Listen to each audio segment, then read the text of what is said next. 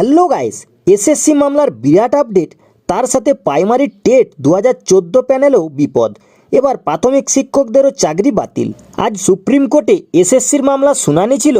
এই শুনানিতে কি হলো এবং পশ্চিমবঙ্গে প্রাথমিক টেট বা প্রাইমারি টেট 2014 মামলা নিয়েও চাঞ্চল্যকর তথ্য উঠে এলো, যাতে ঘুম উড়েছে প্রায় 36,000 প্রাথমিক শিক্ষকের।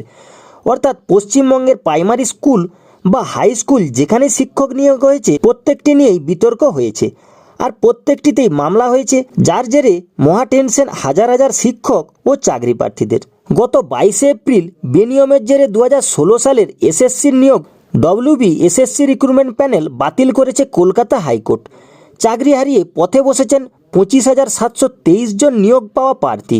তবে এর মধ্যে যারা যোগ্য ছিলেন তারা হাইকোর্টে সেই নির্দেশকে চ্যালেঞ্জ করে যান সুপ্রিম কোর্টে। সুপ্রিম কোর্ট ইতিমধ্যে সেই মামলার একটি শুনানি দিয়ে বলেছে, যোগ্য এবং অযোগ্য প্রার্থীদের তালিকা আলাদা করা হবে। তবে খানিকটা স্বস্তি পেয়েছেন তারা। আজ অর্থাৎ মঙ্গলবারের রায়ে কি হলো জানতে গাইস পুরো ভিডিওটি দেখতে থাকুন। তবে এবার চাকরি নিয়ে আশঙ্কা তৈরি হয়েছে 2014 সালে টেট পরীক্ষার্থীদের মধ্যে, কেননা সিবিআইয়ের তদন্ত করা রিপোর্টে প্রচুর বেনিয়ম দেখেছে আদালত এই বছরের পরীক্ষাতেও। আর তার জেরে এই পরীক্ষা প্রাইমারি টেট এক্সাম আদৌ বৈধ কিনা সে নিয়ে উঠেছে প্রশ্ন। ফলে আবারও চাকরি হারানোর আশঙ্কায় ভুগছেন রাজ্যের হাজার হাজার নিয়োগ পাওয়া প্রার্থী।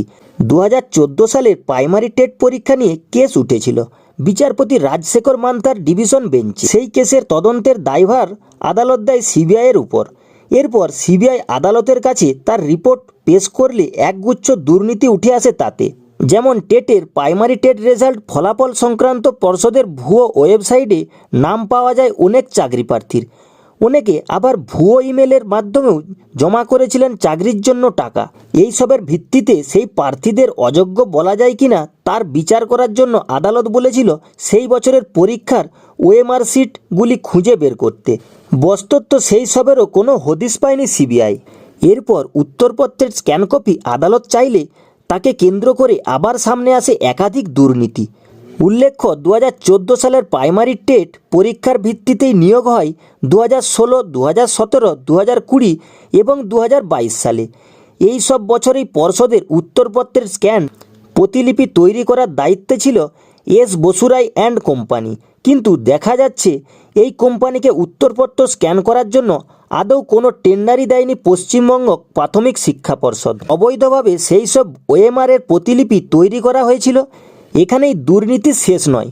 সেই সময়ে প্রাথমিক শিক্ষা পর্ষদের সভাপতি ছিলেন মানিক ভট্টাচার্য। সিবিআইয়ের রিপোর্টে দেখা গেছে উত্তরপত্র স্ক্যানের দায়িত্বে থাকা এস বসুরাই কোম্পানির ওএমআর প্রতিলিপি অফিসিয়াল ইমেলে না পাঠিয়েছিল মানিক ভট্টাচার্যের ব্যক্তিগত ইমেল মারফত।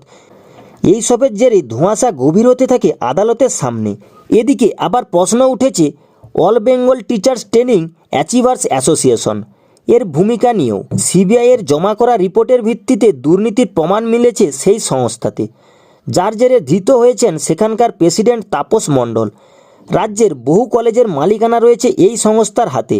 সিবিআইয়ের দাবি, প্রাইমারি টেট নিয়োগে দুর্নীতি করে চাকরি প্রার্থীদের কাছ থেকে মোট 4,12,45,000 টাকা এজেন্ট মারফত তাপস মণ্ডল।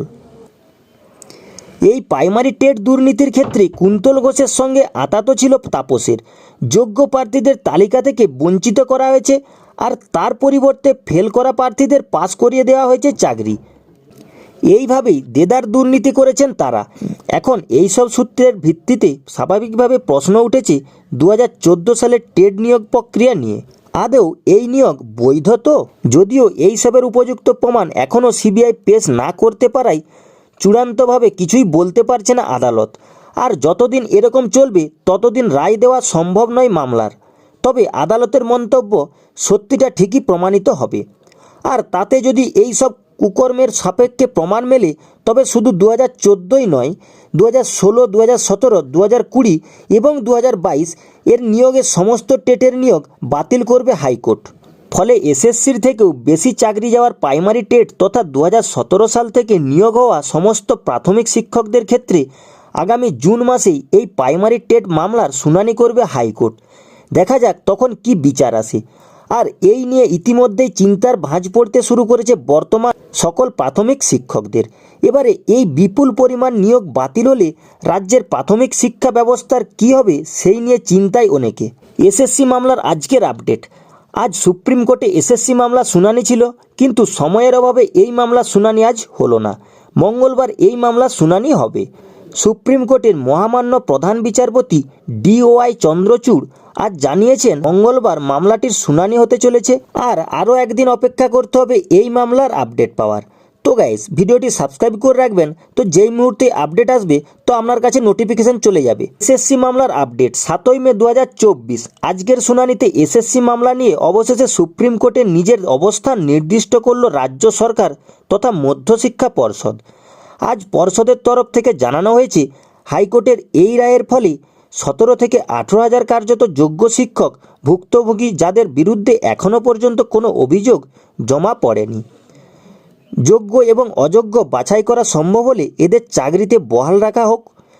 মাথা ব্যথা হচ্ছে বলে পুরো মাথা কেটে দেব, এটা তো হতে পারে না। সবার চাকরি চলে গেলে হঠাৎ করে শিক্ষক পাবো কোথায়? এদিকে প্যানেল বহির্ভূত শিক্ষকদের যে 12% সুদসহ বেতন ফেরতের নির্দেশ দিয়েছে তার বিপক্ষেও সরব হলেন এসএসসির আইনজীবী জয়দীপ গুপ্ত। তার যুক্তি, বেতন ফেরতের নির্দেশ যুক্তিযুক্ত নয়। এই ক্ষেত্রে আদালত বিভাজন করে দিয়েছেন বলে তিনি দাবি করেন।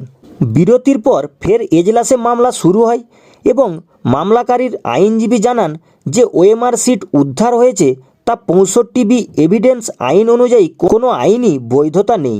এদিকে চাকরিহারাদের আইনজীবী প্রতীক ধরের পক্ষ থেকে জানানো হয়, প্রমাণ নেই অথচ এক কথায় 26,000 চাকরি চলে গেল।